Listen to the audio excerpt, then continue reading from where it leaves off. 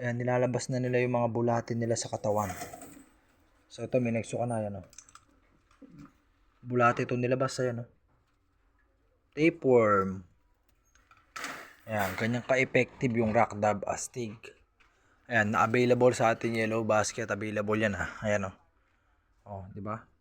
So wala pa mang 10 minutes sa pagbibigay ko pero sumuka na agad. May sinuka ng tapeworm. Ayun o. Tapeworm o. Yung tapeworm yung kulay green na yan.